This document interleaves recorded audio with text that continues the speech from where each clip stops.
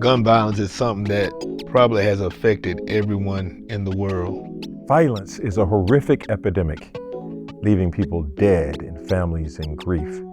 News cycles move on, but grief lingers.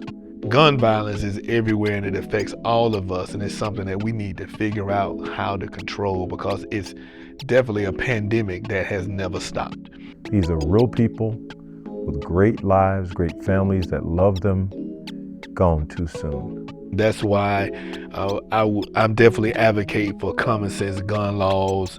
Violence does not belong, hate does not belong, vindication does not belong, only peace and love. Our future must hang on the hinges of love, care, and solidarity with those who suffer. Please, please, please, if you know of anyone buying guns that's in an angry state, please, report it to your local authorities to see if someone can intervene.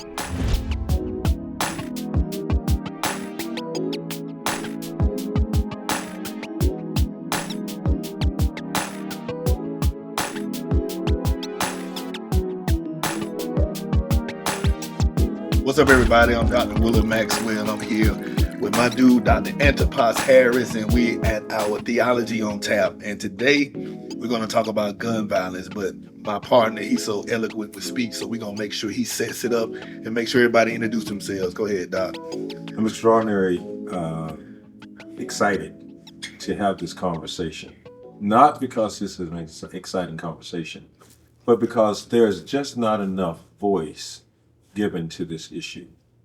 Gun violence has become sort of a norm in some of our communities, and many of the people who are experiencing the aftermath of the violence after the news moves on, it's as if the issue moves on, but they're left with grief and the memory of the loved one.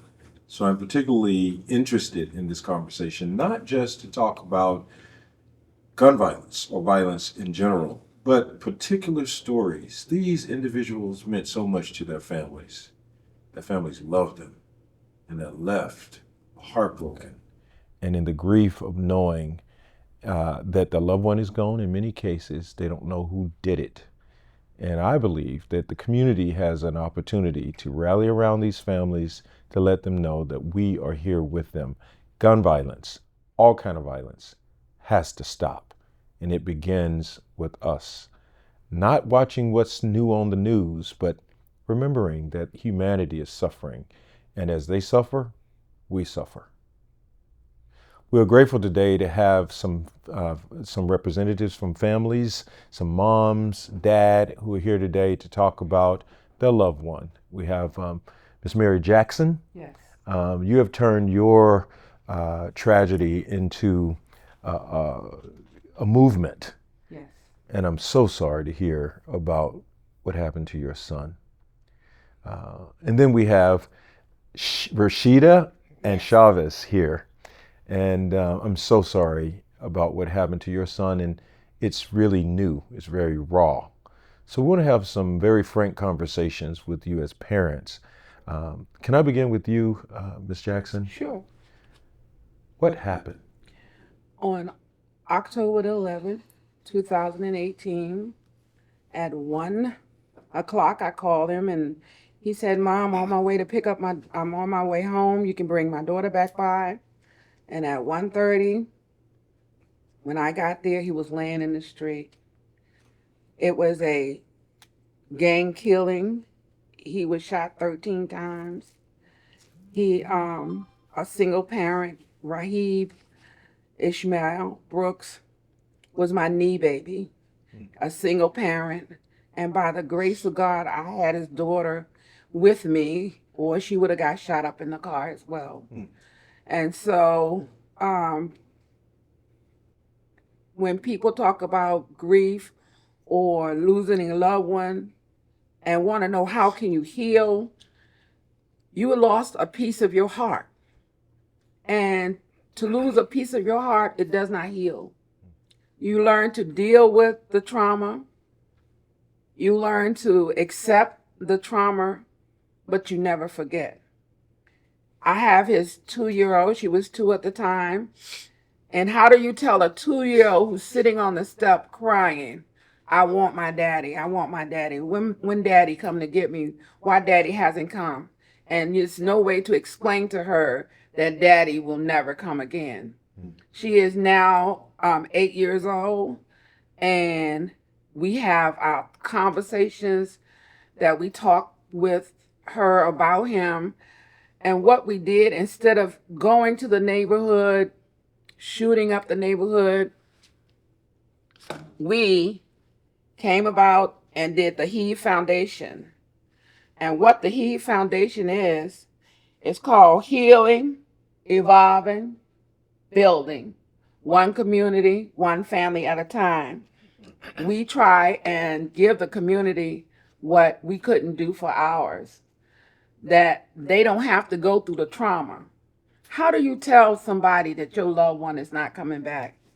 How do you display the grief that you're having to help somebody else? That's what we do. We talk to them. We love on them. We talk 24/7. My phone is always open. I'm always hugging, always loving, because I don't ever want to tell another person that their baby won't be back, their loved one won't be back. How do you stop this violence is what we want to know. How do we go about helping the community to take away this tragedy that keeps happening over and over again so easily? Tell me, what type of person was what do you remember your son to be as a mom? My son was a jokester. He always had a smile. Now, one thing about him, if he didn't like you, he didn't like you. But if he liked you, you was in his circle. He would do anything. The kids during his funeral told me, Miss Mary, we done slept under your bed a many times because we didn't have anywhere to go and Rahi wouldn't let us stay outside. We would eat your food. My rule in my house is if you came to my house and told me you was hungry, you could sit at my table. If you didn't have a place to sleep, you could sit at our house. And they use that rule that I had to help the community. I did not know a lot of love was being shown. You know, when you teach a child that they supposed to follow these rules, you're not thinking they follow them, but to find that they're implicating them, to find that they're showing that love, to find that they're sharing what they have. And we may not have as much as others had, but we continue to share that love, that responsibility. Rahib did that so graciously. The day he got killed, this no disrespect, this white lady came to me and I did not know who she was, and she was crying. I said, "Baby, why are you crying? What's wrong?" She said, he bought my baby some Pampers. I said, "Your baby? It's not his baby. I didn't have nobody to give me any money for my baby, and he has been taking care of my baby. He's been making sure the baby had Pampers, making sure the baby had milk." That's the type of person he was. If he saw a need, he would go in and help you. If he saw you hungry, he would give you food. That's the type of person he was. He didn't take no tea for the fever. He was just a straight person. If you needed help, he was there to help you. It sounds like he had a big heart. He had a big heart, yes. Yeah. It's one question. Let me ask this real quick. Well, let me just say this. You said something in what you said. You said, how do we stop the violence? Well, you were part of the solution because you said we didn't want to go shoot up the neighborhood. I'm a volunteer police chaplain, he is too, and I've been on scenes where I know the family and other people know who shot the person. In fact, I've heard them say it.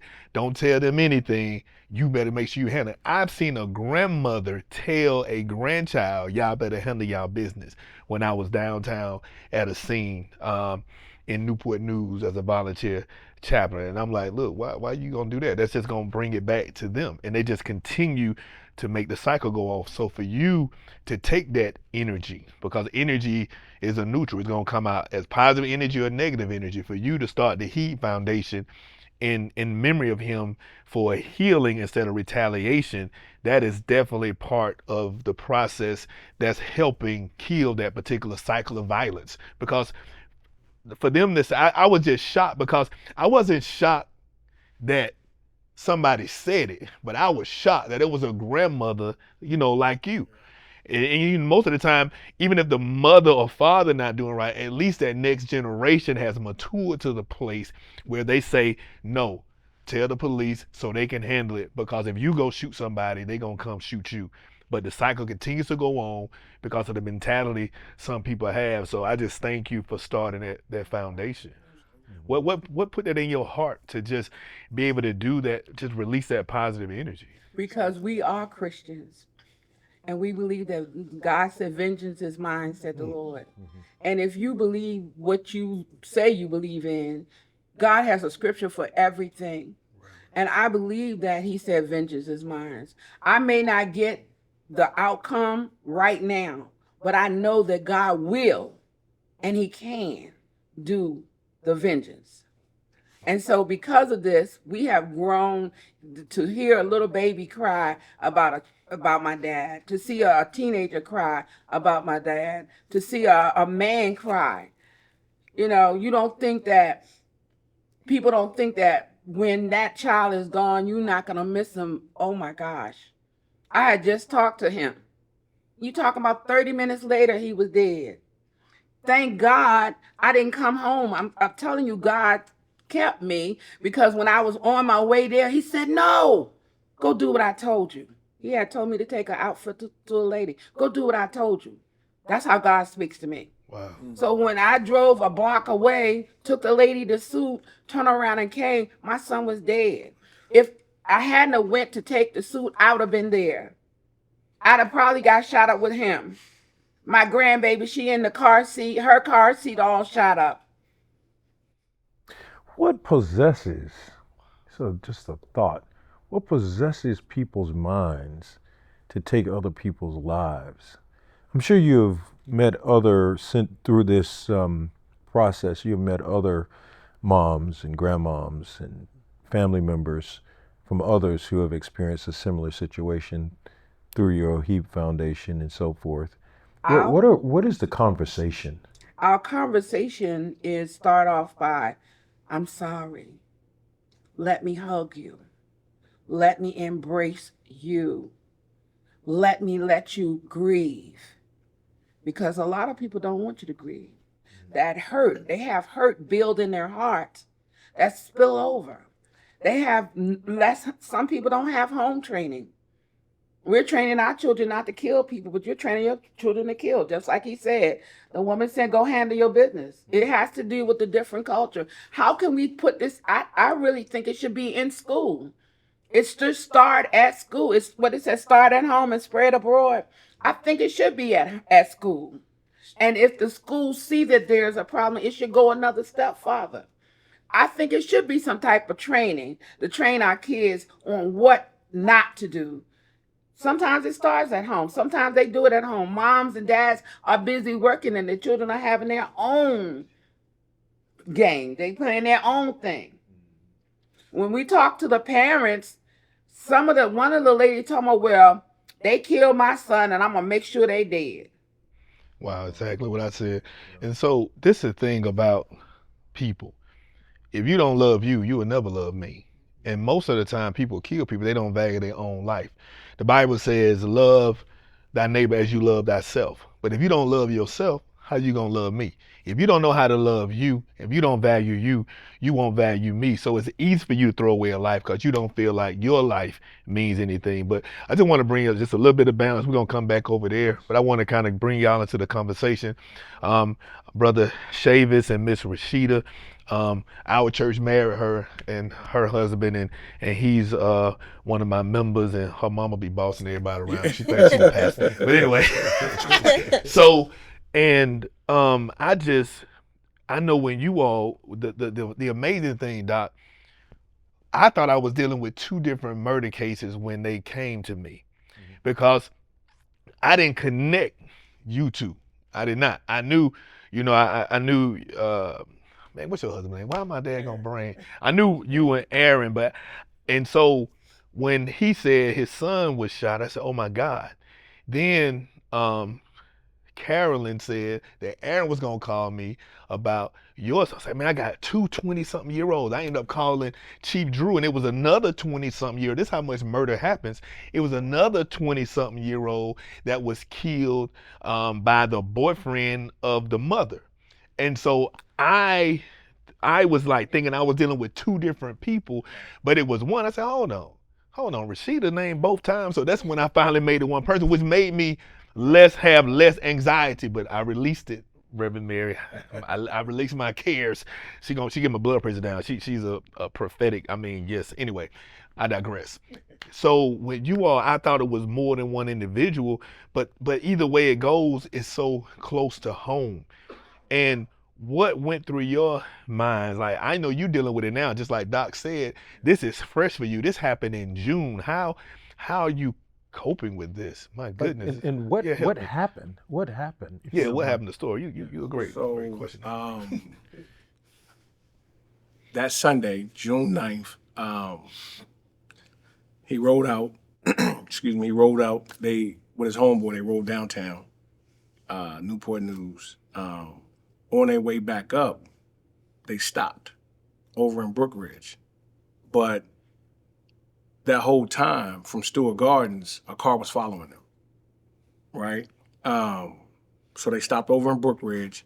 Now, it's been said that the boy that my son was with had beef with these guys downtown, right? So they have beef with these guys downtown. My son rode out with him. He comes back up. He was supposed to be at work that day.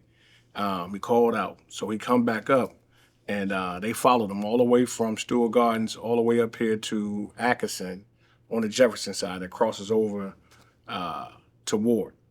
And when they shot him, they shot up the car. How many times was it? 20. Shot the car up 20 times, and Jesus. he got hit in the shoulder. So instead of them taking him to the hospital, they took him to the trailer courts. And that's where he really was pronounced dead, in the trailer courts. And they called the ambulance there, and the detective said the ambulance tried to get him to the hospital, but So he pretty much bled out. Then. bled out. He bled out. Yeah. And it's sad because I went to watch the game, right, at District 41. I go to watch the game, and my friend gets a call. And the person on the other end was like, hey, dude, because my nickname is Pac-Man. So he said, man, you know Pac? And he's like, yeah, I'm with him right now, actually. And they told him, hey, man, his son just was shot and killed. So he has That's to tell how you him. found out? This is how I found out. Wow. Oh. Right? And Jesus. it's sad because that whole day, me and his mom was on the phone with each other. And we were talking about our son. Right? And as we were on the phone that day, it was happening Lord. at the same time. But even still, we didn't know until later on. So when I'm watching the game and my friend, he tells me, he said, man, I'm looking at him and he looking at me and I just see him start crying.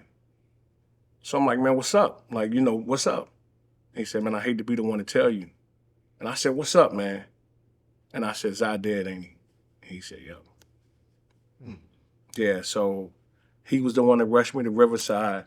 I called my wife, and she ended up calling Rashida.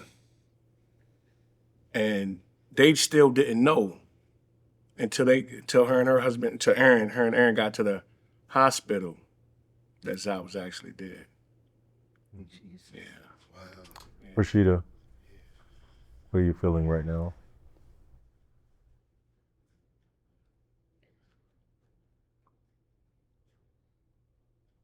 Yes, it's still surreal. Yeah. Thank you. I thought that I was gonna go there and he was gonna be okay. Because he was so strong, he was so tough, and he just had a fighting spirit. And last summer, well, actually on his brother's birthday last year, March 27, 2023, he got run over by an F-150 Jesus. And it was going, 45 miles an hour. And when I got to the hospital, he was all banged up. But as soon as I came in, and he remembered my number, he called me.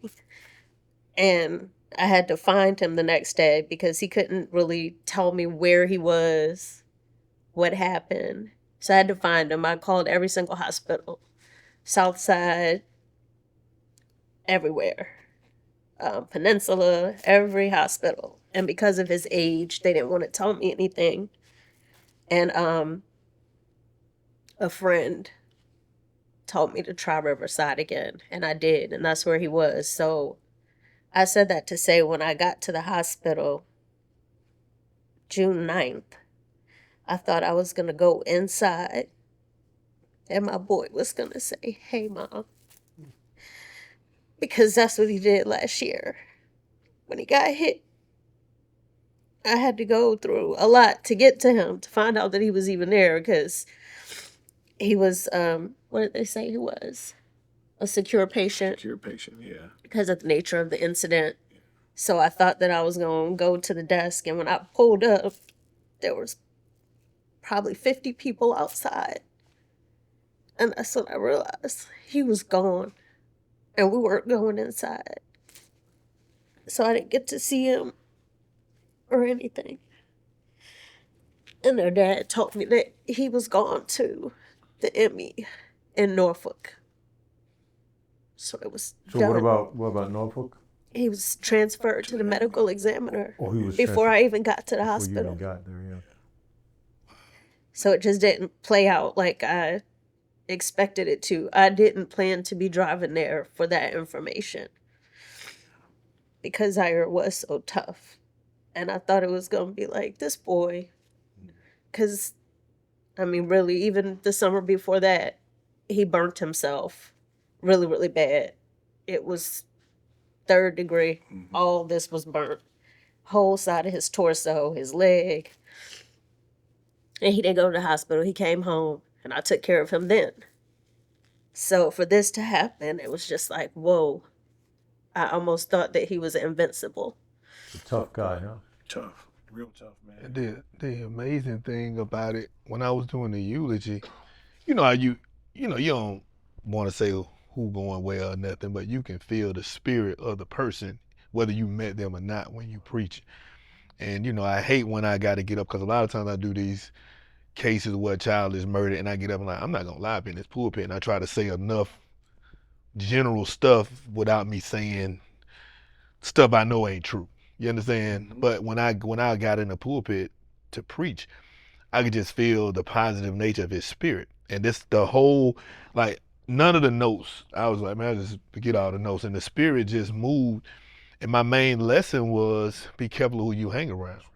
Because I believe a lot of this situation was him hanging around the wrong people. That's what happened. And I felt bad, kind of, the flesh of me felt bad for saying certain things. But at the end of the day, I knew what the spirit was doing. So I just let it roll. And at one time I had done a funeral similar. The young man had gone to one of the members. She had just joined the church. I mean, the day, 2 days before he was killed. And I remember saying something. To this day, I can't know what I said, but like 15 kids got up and left. And I know I said something about I know somebody knows somebody. I don't really know. And a young lady ended up calling me, and what ended up hitting me on Facebook saying, I know his mama must have said this and this, he was going back and forth. I said, look, I've talked to you longer than I ever talked to her. She just joined Sunday. Her child was dead on Wednesday. So he had gone in to change clothes to come play basketball, and he put on a similar outfit as someone else that they wanted to shoot. The car had gone down past the goal, but when he came back out, they thought he was that other person. And they even, for lack of a term, they ended up apologizing when they got arrested. I thought he was somebody else. And my thing is, I know it doesn't make it feel better, but how does it feel when because I know in my heart, I never met him, but I could feel the positive energy, but I knew he was just around the wrong people. What message can you give people about that? We believe that bullet wasn't for Zion. No, it definitely wasn't. Right? I think so. And wrong place, wrong time, man. And, like me and Rashida, we talk often. And I hate the fact that he made a decision to ride with his homeboy. And it ended up costing him his life over a situation that wasn't his. Right. And that's how that usually happens. And Zai, I know that Deontay, that's the guy he was riding with, I know that he didn't mean for anything to happen, right? I don't believe that he meant for anything to happen. But you knew that y'all shouldn't have been down there. And by y'all being down there, that caused them boys. Because them boys ain't follow you all the way from Stewart Garden. Like, that's 20 minutes. Yeah. All the way up Jefferson, from Stewart Gardens to almost Fort Eustis. They followed you. So they had an intent to do something too. Quick question. So why did they say they didn't go? Because I like the question you asked. Why? So they went to the trailer part because they were scared to go to the hospital? So here's our belief, right? We believe that it was a gun in that car. Oh, Right? Right. So we believe it was a gun in that car. And we believe that you went to get rid of that gun instead of going straight to the hospital. You see what I'm saying? And doing that, he's losing blood the whole time. The whole time. so the driver wasn't killed. No. Oh, I It was see. his girlfriend. His girlfriend was driving. Not my son's girlfriend, but Deontay's girlfriend was driving. Deontay was the passenger on the passenger side, and Zai was in the back seat.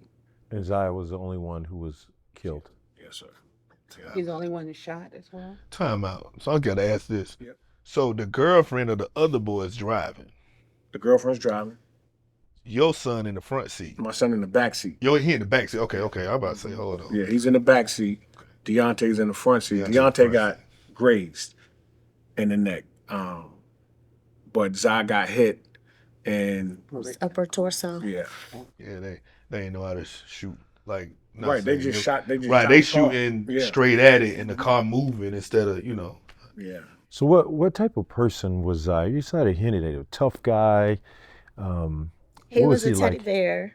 He was, man. When I say tough, it's They more mean so durable. for like physical. He be durable all the accidents. Yeah. It seems like he But went through a lot. he did. It was like one thing after the other there for like that whole year beginning in 2023. Because before he got hit by the truck, he got hit on his bicycle by a car.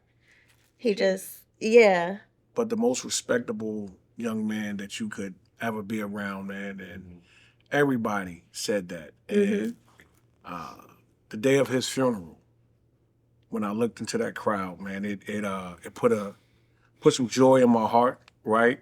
And I wish he was there to see feel it. and feel it, because, sometimes he, we used to ride out with me and he'd say, Pops, I ain't really got no more homeboys like that, right? And, I'm his old man, so, he don't really want to hang with me, but he'll hang with me. And, but all of our family was there. All of my friends was there. He worked at Walmart for 90 days. And Yeah, they were the deep. whole staff Yeah, was they there. were deep, man. Because that's how much he touched they them. definitely were deep. You know what I'm saying? And Sounds like a lovable guy. he was, man. Everybody that came. What would you say to people? Because many people think that when these tragedies happen, they were a member of a gang or something they did. They were a bad person, things like that. Can you speak to the audience about what it means to lose a good guy who was respectable? Like she said, it's unbelievable. And you never want to have to bury your child, right? And that day when me and Rashida was on the phone, in a million years you couldn't tell me later on that evening that we were going to find out that our son was murdered, right? So, good God is I just want to keep thinking that God plucked that flower. And I hate the fact that, it was just his time, because I wasn't ready for my son to go.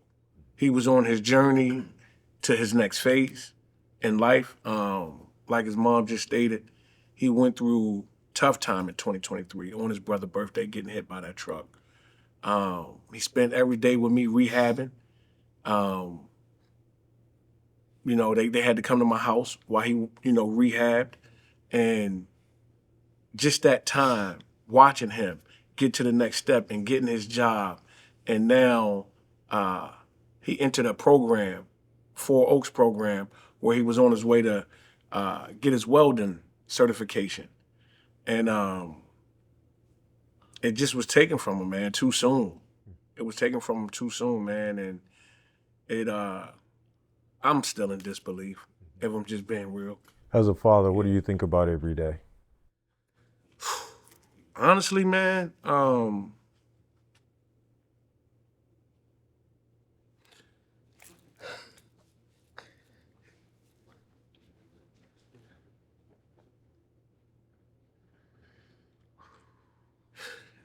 it's tough, right? Because our pastor prayed over me yesterday morning Take your time, man. Release. Yeah, and told me it wasn't my fault. I can feel it on you. He said, man, it's not your fault. And I dealt with that, right? Because I knew, and his mom can attest to it, that I was a great father to him, right? But I am stern in what I do, and I mean what I say. And that just like, man, Zai, did you get it? Was you getting what I'm saying? And I can just remember me giving him a hard jewel and then hug him, kiss him on his forehead. I'm only telling you this, man, because I love you, not because I'm mean. You feel what I'm saying? And that's what I deal with. Did I really do a good job? And everybody said, man, you did a great job, actually. And but it was nothing I could do to save him at that point. It was nothing I could do, man. So I battled with that. Yeah. What you got to understand is this, and I'm gonna correct you on this one thing. I don't, my ministers know not to say this, but you not my minister. We good. All right. But when we talk about how God plucked the flower, and we look at when we at funerals, I tell my ministers, you can't say the Lord give and the Lord take away, because God never said that. Job said that, and after Job said it, like I know they all be like, is God a male or female? I always say he a male, but he went off like a black woman. Wow. He went off on Job for 3 daggone chapters, telling him, were you there when I hung the moon? Were you there when I hung the sun? Were you there when I gave Jupiter its rings? Were you there? Did you give the gazelle its jump? You know what I'm saying? Did you give the lion his mane? Did you put Leviathan in its place in the sea? Like, he went through all this stuff like, dude, don't act like you know me. You understand? I don't do that. The only person that kills, steals, and destroys is Satan. Satan does that. It has nothing to do with God needing a flower in his garden. It is not God that wants you to have loss. It's evil in the world, and the devil goes about like a roaring lion, seeking who he may devour, and he always trying to sift us out like wheat. He tries to separate us from Christian people, try to separate him from the mother and the father, try to separate him from good people and put him with bad apples. The Bible says good company corrupts, bad company corrupts good character. And so that's why I want to give a message to people. You have to be careful of who you hang around.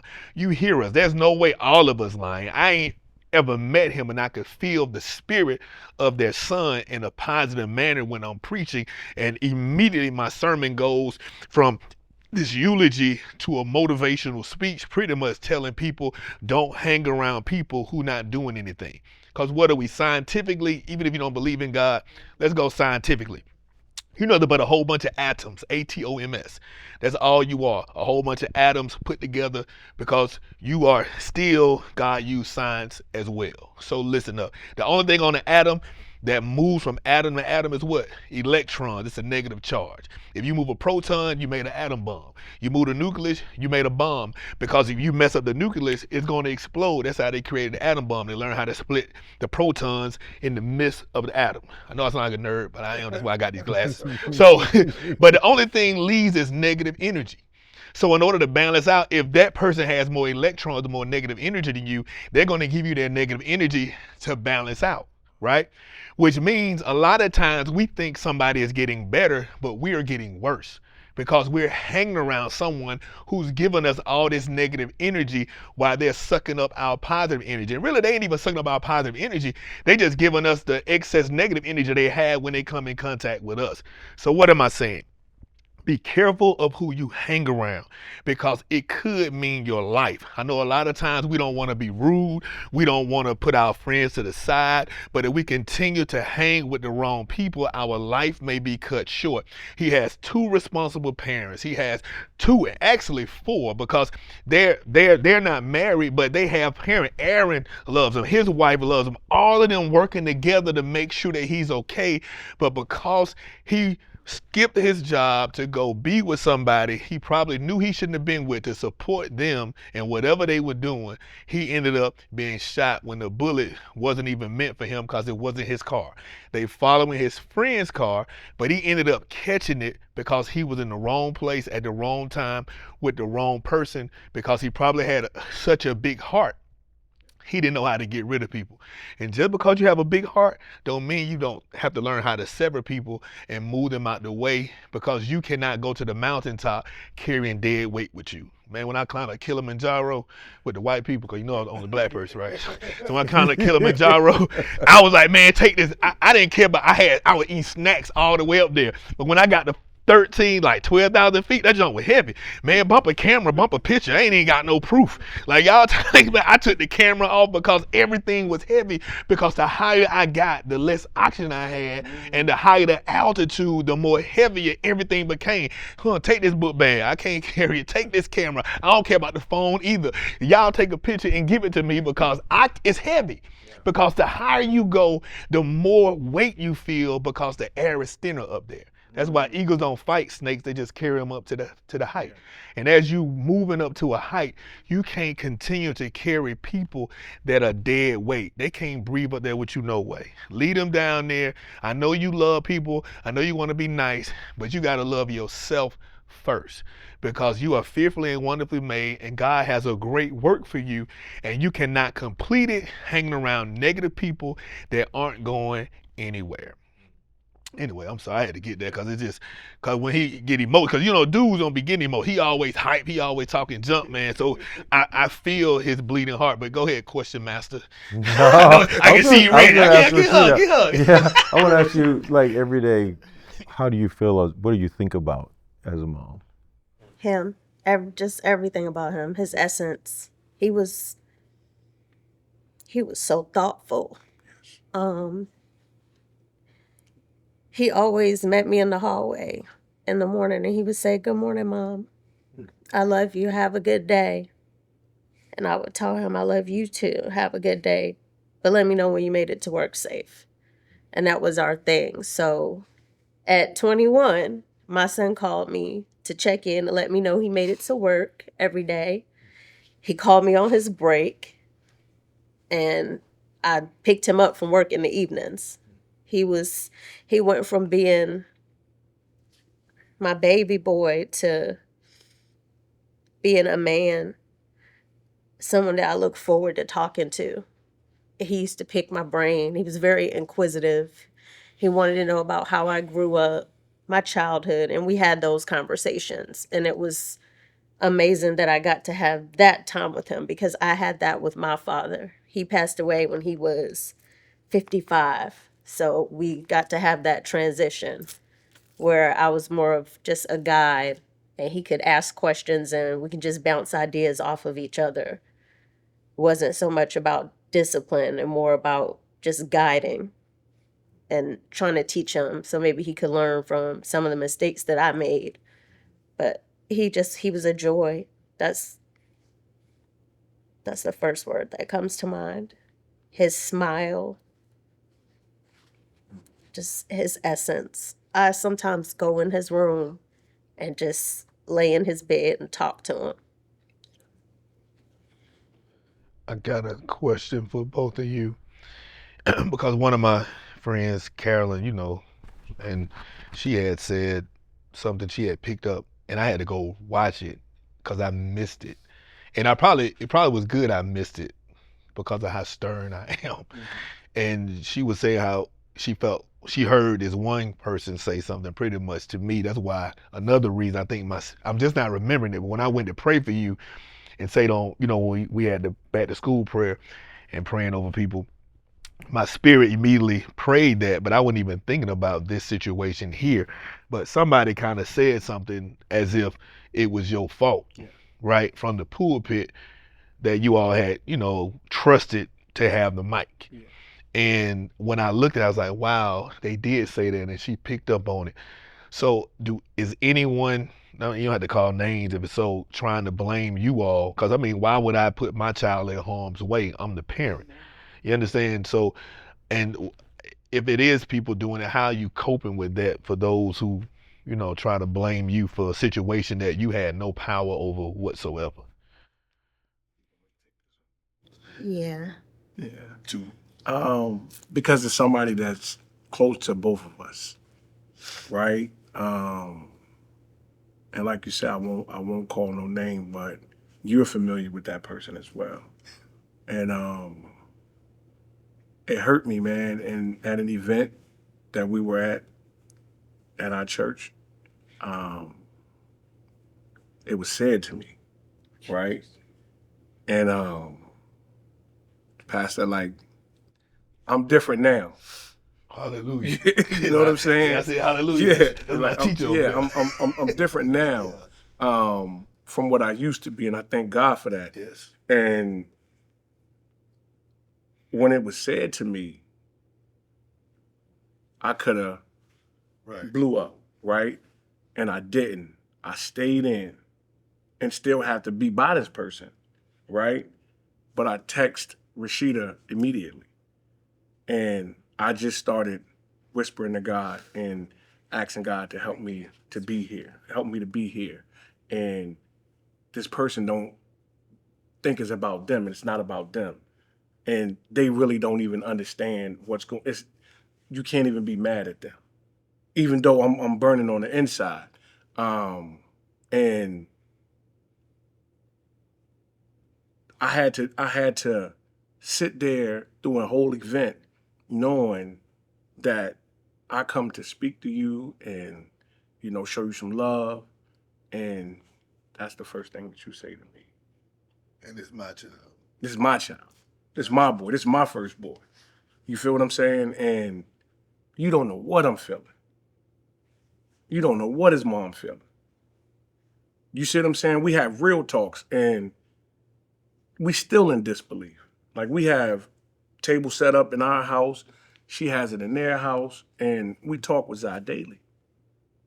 We have our own group chat with her husband, my wife, and our son, our other son, Zakai, and we constantly send each other words of encouragement, constantly, because now, right, June 18th is gone. We didn't had his funeral. Nobody comes to the house no more. You feel what I'm saying? All of that's done. And no knock on people, because I still get texts and, hey man, just checking in on you, man. I want to send you some love. And I appreciate all of that. But we're gonna have to deal with this forever. So for you to come and say that to me, not only did I lose respect for you, I still love you. I'm never gonna disrespect you. But it was so hurtful to me. And again, I just thank God that I'm just not that person that I used to be, because it would have been different. I want to ask all of you, what has your faith meant to you through this situation? Well, it's tough, man. It's tough. It's tough, right? Because you have to trust God. Not you supposed. You have to. Like, I'm my faith makes me. I'm obligated to trust God and believe. Right. So, but I'm still human. Exactly. You know what I'm saying? And my friends, they say, man, it ain't me that's holding up. It ain't me that's, it ain't. It's not me. It's not me at all. I know it's not me. Because I break down when I'm riding in my car, and he used to be right there beside me. I can't look over no more and say, man, where we going to eat at today? He loved to eat. You know what I'm saying? And get me every time. He got his own money in his pocket, but you know what I'm saying? But he gonna spend mine, and I was cool with it. But I can't do that no more. He can't clean the back of the truck beds no more. You know, and Pops, what you think this outfit look like? Or is the Celtics gonna win? Or what you think the Bears gonna do this year? I don't have that no more with him.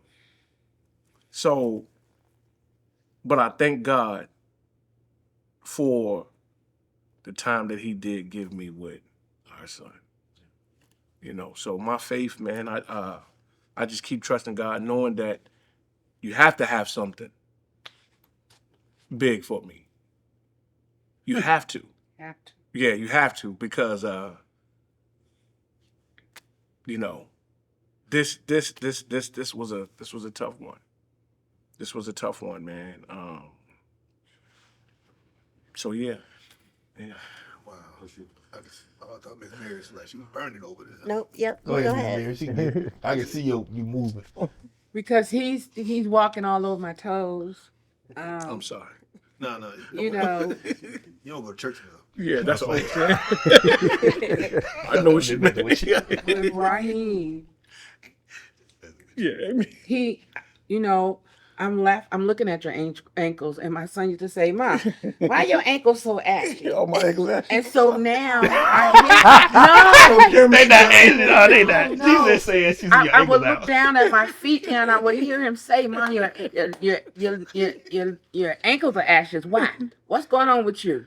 Why you ain't got your ankles squared away? Your feet all ashy and stuff." And I started laughing, you know, because when you think of all the little things to remember, you know, the day he got killed, he say, "Oh, go on and buy Genesis some breakfast. I get to the house, you know she don't eat that.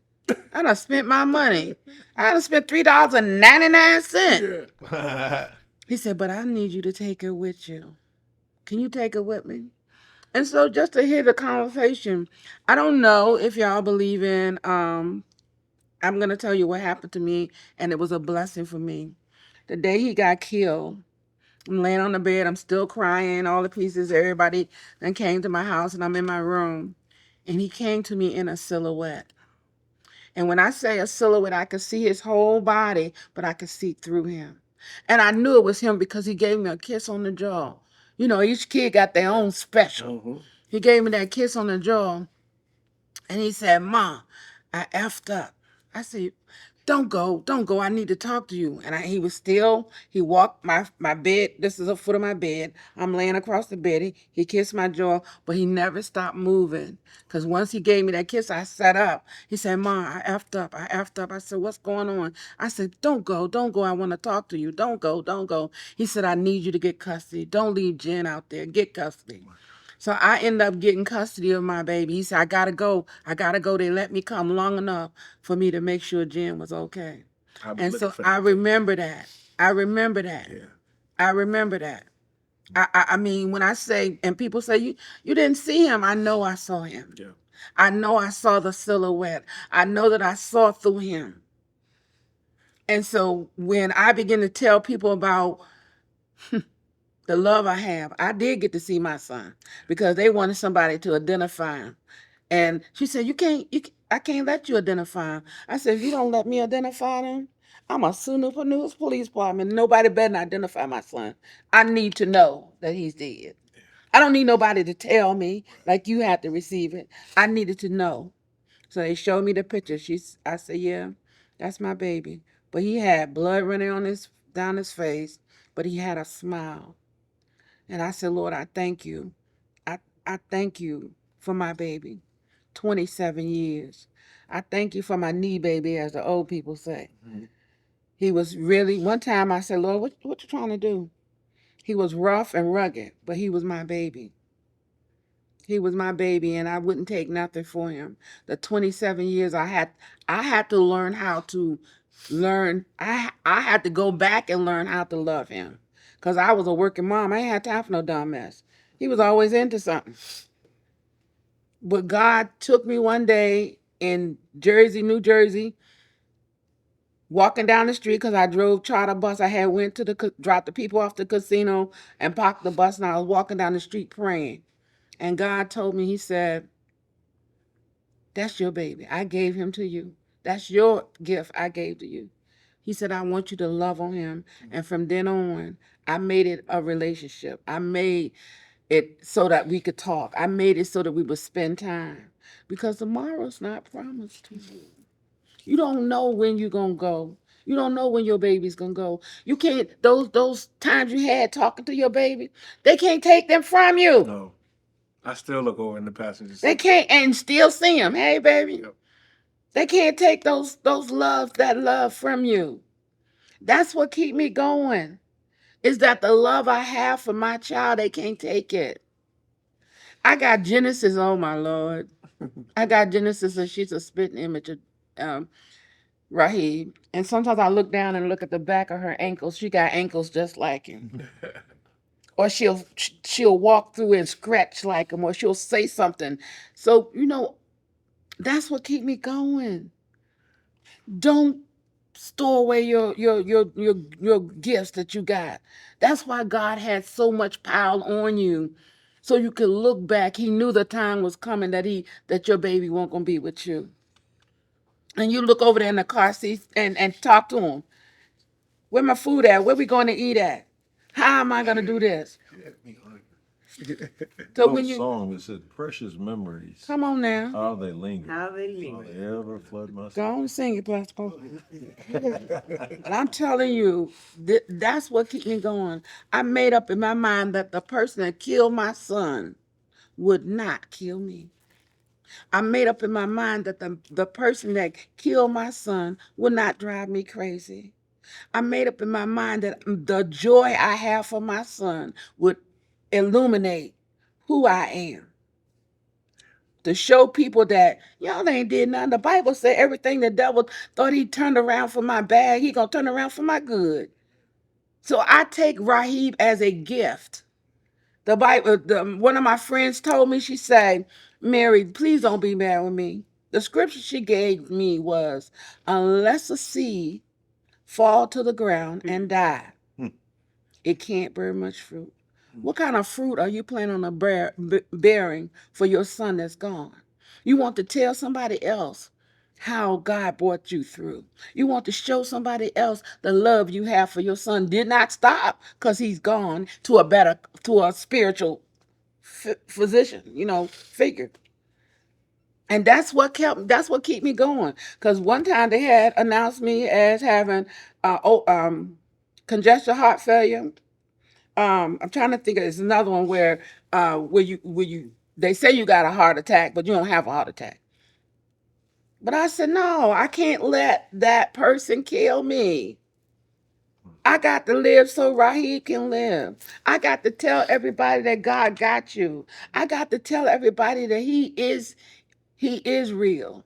He will keep you if you just trust him. And in both cases are unresolved. Your son's case Rahib's case is a cold case, but the person that you believe did this crime, They know he did it, but they don't have what that young man did was he hired somebody else to shoot up the witnesses.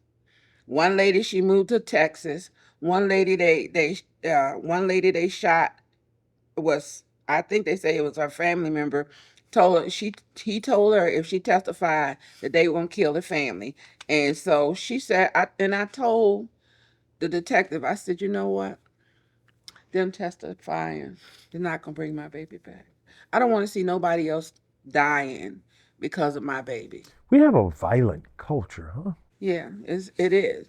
And because of that, they said, well, we don't have any more witnesses. What the detective just told me recently, well, you might need to find some other witnesses so that we can handle your case. Because my grandbaby, when we had the walk that they have for the orange at the center, she went up to him and say, hey, how you doing? You remember me? I'm Genesis. She said, yeah. And she said, Grandma, can I talk to him? I said, sure. You can say what you want. what you doing about my father's case? Wow. This the 8-year-old talking. Yeah, I already know he in jail for something else he did, but you ain't doing nothing. You ain't doing your job. I'm like, oh Lord, Jen, calm down, Jen, calm down, calm down. She say, what are you doing about my dad's case? I miss my dad. I wish my dad was here. I want my dad to be around me. But what are you doing to solve the issue about my dad? I said, Jen, calm down. She said, but Grandma, you said I could speak. I said, well, speak your mind. So when she finished telling him, he kind of drew her back in the crowd and left. But she said, Grandma, I'm at peace now. I talked to the detective. Maybe he'll get on his job. This is an 8-year-old talking. I said, okay. So, Stuff like that make you grow up quick. yeah. Our time is coming to a close here, but I want to hear from you, Rashida. How are you getting through every day? I just keep going. Just keep going. That's what we got to do, right? What message do you have for the audience? And there's a mixed audience, right? There's an audience of people who have not walked in your shoes. And then there's an audience of people who have. And they don't know how to keep going. I know this is a fairly recent case, a very recent case. You can't really prepare for this, right? No. Just if you love someone, tell them. Every day. Even when you're upset. Even when you may be having disagreements. Things just change in the blink of an eye.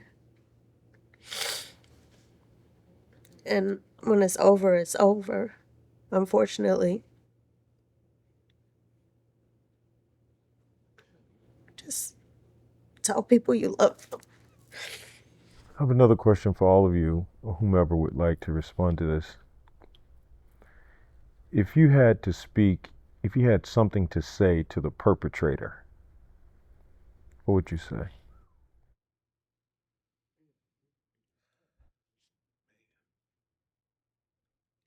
My word says, forgive those that have aught against you. I forgive you. And I turn you over to God, who says vengeance is mine. Yeah. Piggybacking off what Ms. Jackson said, because I don't want to see the retaliation of another young black brother or anybody lose their life. But I would hope that we do get justice for what happens, and I also hope that it's an eye opener for all young guys, young girls, to understand that we're losing each other, we're killing each other, and it's at a young age. At a young age, so man, whatever happens to him in court, I pray that he do find God and that he just understand that the way he going, it ain't the way. It's not the way. It's not the way. There are a lot of young men out there going the wrong path, whether they're involved in gangs, as you said that there was a gang related incident with Rahib. And then there are guys out there that are just angry and carrying weapons, just reacting, doing stuff. We got to do better as a society, as a community, a black community. Evil is not cool. Shooting people is not cool. Reacting because somebody had beef, it's not cool. We got a better way. We can handle our grievances differently. I'm so sorry about what happened to your son Zaire and Rahid. Sound like really great guys gone too soon. and it can be any of us. My thoughts, my prayers are with you as you go through the healing process. And I really hope that justice be done. And I really hope that, as you say, that they find God. Because it's running, trying to hide and pretend like you didn't do the crime. You can run, but you can't hide. And the thing is, you can't hide from yourself. And you can't hide from God. And all of us need continually transformation. And I pray that their minds, their hearts be transformed. And that we have a revival of hope in our society. And I pray that your healing process happens speedily. At the same time, precious memories linger. Yeah. Yeah. As a pastor, my job, I'm always gonna try to cover my people. So I like the way you be nice. But I'm David, you understand? And so I pray that God, I hope they do find God, but I just pray that God deals with perpetrators swiftly and thoroughly. And like Miss Mary said, God said vengeance is his. And so, you all should take the high road. You all should pray for forgiveness. But as an intercessor, we can pray how we want to pray because the intercessors get permission to be violent in the spirit. The kingdom of God suffers violent, the violent take it by force. So I just pray that God deals with them swiftly and thoroughly. Also, I just have to say this part, gun violence affects everybody. And I don't want us to leave this show thinking that it's just a black issue. What happens statistically is white people kill white people, Hispanic people kill Hispanic people, Korean people kill Korean people. And I know they always talk about black on black crime, but most people kill people they know. It's rare that it's strangers and random. So people they tend to kill people they are in relationship with. And I know a lot of times they put us on the screen more so than anybody because they always want to do that psychological contamination of the black race and make it seem as though we're more violent than anybody. But we were brought here to a country in a violent way. Our women and men were raped by masters, and we were brought here and our families were split up. So to act like we're the more violent people, I can't say we are. But me as a black person, I definitely want to deal with this black issue. In fact, I had to reschedule the program because one of my people were killed by an individual he was trying to help, actually shot in his sleep, taking care of one of our friend's son who was like 20 or 21. And he, had his mental issues or whatnot, has his mental issues. He's in jail now, but he was claiming self-defense, but he actually, from what I'm hearing, shot him in his sleep, according to the police. So we're none of us, I believe, are immune to gun violence or violence, period, especially the way that certain groups of politicians always want to make sure that they put guns on the street. They are sometimes rather have more guns on the street than relief and nonprofits helping people to help give them a hand up to pull them out of situations they're in, and act as if, putting more guns on the street is a solution. Because one thing we know, we're not the ones shipping guns into the neighborhood. We're not the ones who allow guns to come into the community. That is a governmental issue. I know, this does not reflect the thoughts of Antipas Harris, but I just don't care. Because at the end of the day, guns get here because government entities allow guns to be here.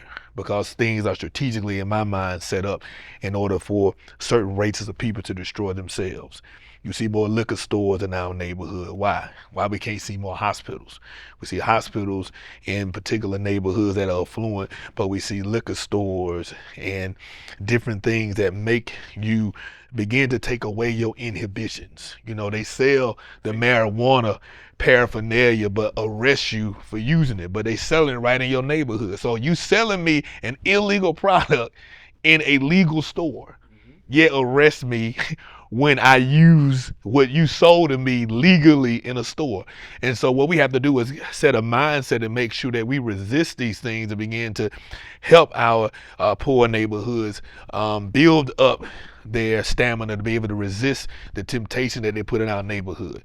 But this is a great show. First of all, I just want to thank you all for coming on this show. And like you said, it pulls off a band-aid. It begins to pull the scab off, and you begin to deal with it again and again. And I know you dealing with it for several years. It has to be hard. And for you two to come to the show and it's fresh. It's happened in June, not that long ago. Situation still not solved. And I got to thank the visionary for this, because he said, hey man, let's deal with gun violence. Yeah. And then here I am, the minute he says let's do it, I got to reschedule because one of my friends at home got killed. 50, not young, but still too early to go. Like that? You understand? So this is a powerful episode, a powerful show. It's sad, yet I'm still happy that we were able to be here, because the raw emotions and people understanding, maybe this will touch someone who thinking about killing someone. Maybe this will touch someone who understands that violence is not the way to be able to talk it out. Cause you know, back in the day, you fight and it be done. Y'all still cool. We used to fight our friend, man. Hey man, you gonna still go to the club with me? You know what I'm saying? But now it's an infinite thing, because now nobody want to fight, nobody want to talk it out or fight. We go get the boxing glove, man. Go get the glove. We be out there fighting on the concrete, knocking each other out, busting our lips. But we live to see each other another day. But now we just shoot and kill and regret it later. Because I'm sure even though these individuals purposely killed them, I'm sure they have some type of regret, some type of remorse, because no one in my mind is totally evil. So that's my 2 cents. Theology on Tap.